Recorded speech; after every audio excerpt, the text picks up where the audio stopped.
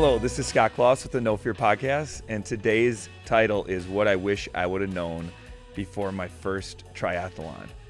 If you're anything like me, you are a budding beginner triathlete, and you maybe have biked before, maybe you've swam before, maybe you've ran before, but you have never done all three of them in succession.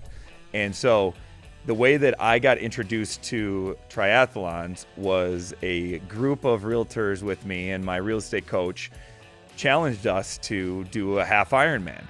And yeah, that sounds awesome. You know, it's who doesn't want to be an Ironman? Who doesn't want to have that glory? So my brain is, and my heart, I should say my heart's bigger than my brain a lot of times.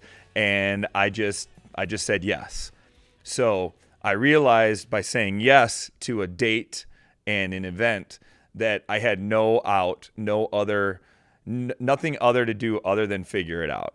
So I realized I needed a bike. I needed to know how to swim. I have done runs. I have run before. I wouldn't call myself a runner, but I definitely have run races. So the first step that I was looking at, and the first thing I wish I would have known, honestly, is how expensive this sport is.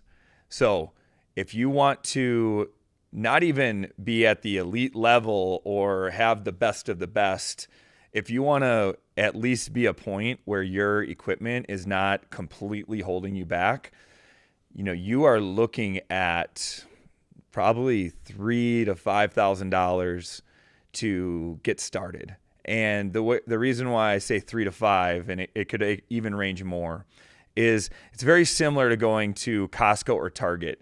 You go to Costco or Target, you buy some stuff, and you check out, and you have no idea it got to be at Target. Never have I went to Target and spent less than $100. And when I go to Costco, it's usually around $300. And no one single purchase, you're like, wow, that's a lot, but it just adds up. And so I'll start in order of events. So with swimming, the thing that I wish I would have known about swimming is that however well you swim in a pool does not really correlate at all to open water. And what I mean by that, in a pool, you have nice little neat lanes. You've got the left side, the right side, and you can see everything. You can even look below the water and you can see the middle lane in case you're even sharing that lane. Everything is really nice. Everything's smooth. It's fun. It's lovely. And you can swim, however long you want. Every 25 yards approximately, you get to touch the wall. You can maybe put your feet on the ground. You can take a nice rest. And so I could swim 1.2 miles in a pool. I don't want to say no problem, but I built myself up to that level, which is the distance of an Ironman. Now, when you get into a race, the reality of a race is the start time, everyone starts the same. We're all frantic. We all have adrenaline going. And for the first at least a minute, you are not able to fully extend your arms. You're not able to fully extend your legs without hitting people, kicking people, or getting hit and kicked. And so the first time you hit someone or kick someone, you're going to stop and say, "Oh, I'm sorry. Are you okay?" And then they swim right by you. Or you get kicked in the head or hit in the head, and you jart out and you're just like, what's going on? And it completely throws you out of your whole game. And then you're trying to swim, like a T-Rex, and your head's above water, and it's just really, really panic. I panicked because the first race, a sprint triathlon, is 750 meters. After 50 meters, I was fully out of breath. I didn't even go anywhere. And then you get to the point of there is no way that I'm going to finish this swim because I'm completely out of gas. When you have your adrenaline going and you have that anxiety, your blood does not go to the extremities like normal. It stays internal. It stays here. And so you don't have as much fuel for your arms, your legs. You don't breathe as well, and everything just works against you. So the biggest thing that I would say is train and visualize what a race will actually look like.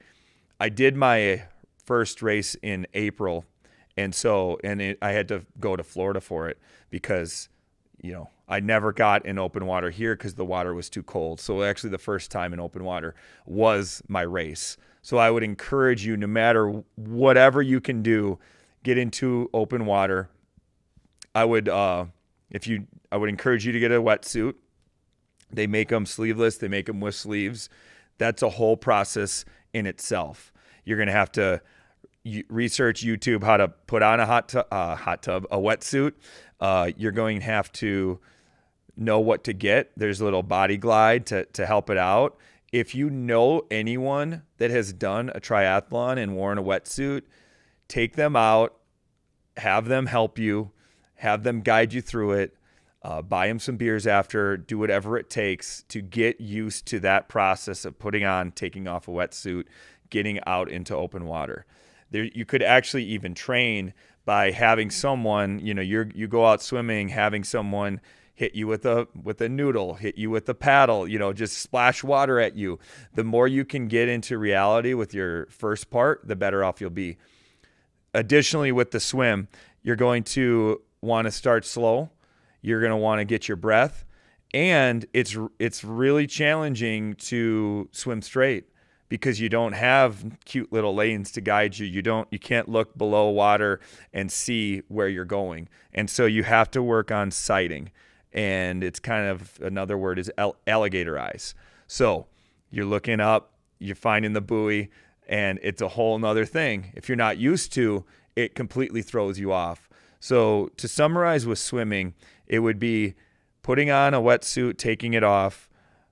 It would be simulating what a race start looks like and learning how to sight.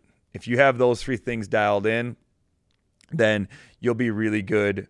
You'll be in a much better place than I was for your swim. I wouldn't worry about time as much as I would worry about finishing your first.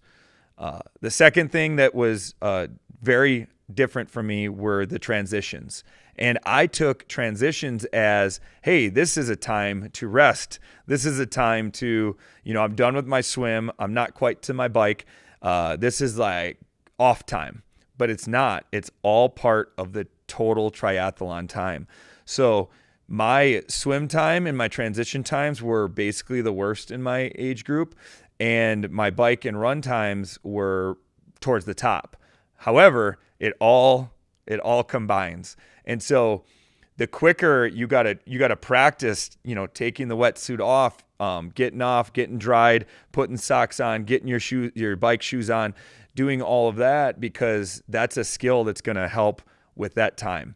You could have a 2-minute transition or an 8-minute transition, and you basically just lost 2 miles on the bike just from your transition time. So practice your transitions, get everything laid out really nice and neat. So if you're going into your swim, most people had the towel on the ground. They had their bike shoes laid out. They had the socks on top. They had their water bottles all in, and they had another spare towel where they can dry off, get going, and go. The kit I wore was, a two-piece, so you can swim in it, you can bike in it, and you can run in it. It really helps save time transitioning. So with the bike, I was just going to go and buy a bike because that's just who I am. I needed a bike. I'm going to buy a bike. But I was told by about 6 different people that you need a bike to match you exactly. Even a centimeter difference can make a huge difference. So me, I'm 6'8". They did not have a bike in the store. They did not have a bike in actually 5 stores that I visited. I needed to wait and order a bike frame. So the bike I bought, they could take the wheels off and build a bike on the frame that I had.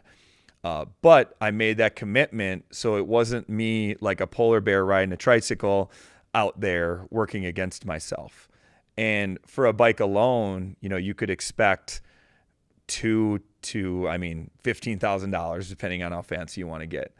I also wish I would have known when I got the bike that the bike shoes cost about $200. The bike helmet costs about $150.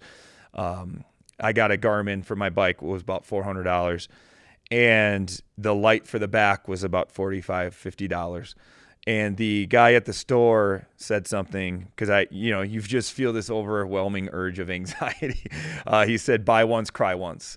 And it meant like, hey, just get the stuff you need.